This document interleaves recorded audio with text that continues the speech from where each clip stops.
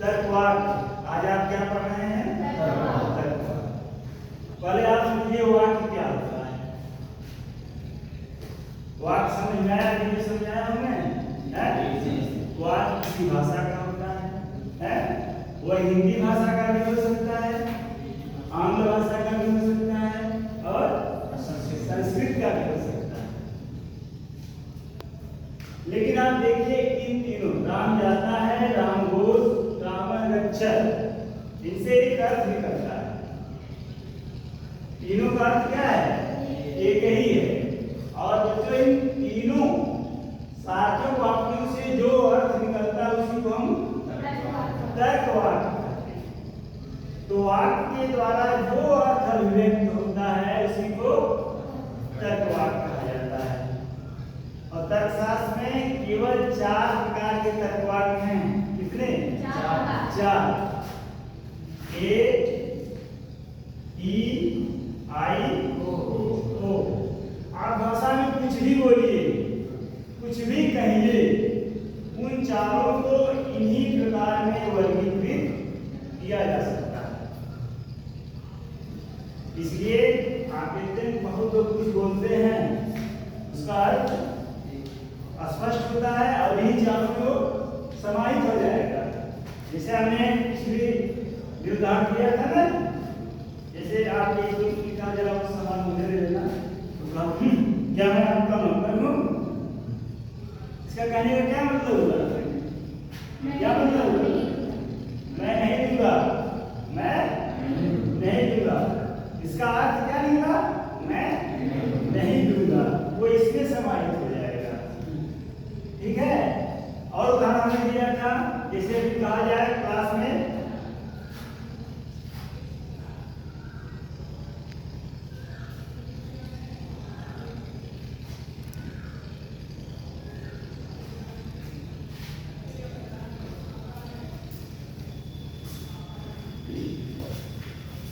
लगभग सभी छात्र उपस्थित हैं। कितने छात्र उपस्थित हैं? लगभग सभी छात्र उपस्थित हैं। ये बताइए कितने छात्रों के बारे में कहा जा रहा है जो क्लास में उपस्थित हैं? आप बोलते हैं अरे लगभग सभी लोग, इसका मतलब क्या हुआ? क्या हुआ इसका?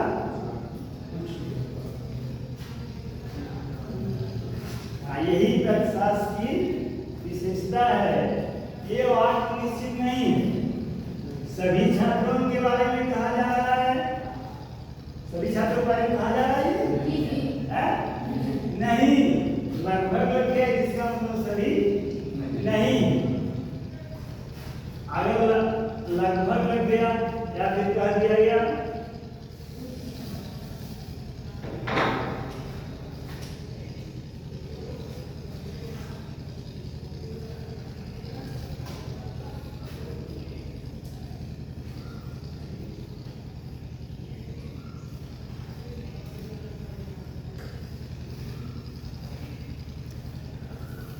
अधिकांश छात्र उपस्थित हैं। अधिकांश छात्र उपस्थित हैं। कितने छात्र उपस्थित हैं? कुछ सभी छात्र उपस्थित हैं? नहीं। सभी नहीं है? तो तर्कशास्त्र में एकदम आर पार की लड़ाई होती है। अगर सभी हैं तो कहा जाएगा सभी हैं। अगर एक भी कम हो गया तो क्या कहा जाएगा? कुछ कुछ। क्या कहा जाएगा? कुछ कुछ। कुछ का अर्थ होता है कम से कम एक और अधिक से अधिक 99% तक। अगर एक भी कम है तो कुछ ही रहेगा और कम से कम एक रहना चाहिए। अगर अभी हम कहें इस छात्र में, इस कक्षा में एक छात्र उपस्थित है तो तर्क की भाषा में कहेंगे कुछ छात्र उपस्थित हैं। और मान लीजिए इस क्लास की स्ट्रेंथ 100 बच्चों की है और 99 बच्चे आए हैं, एक बच्चा नहीं आया, तभी क्या कहेंगे? कुछ छात्र उपस्थित।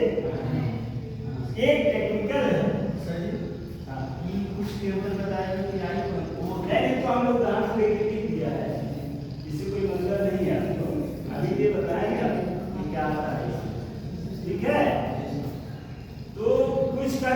मतलब समझे आप?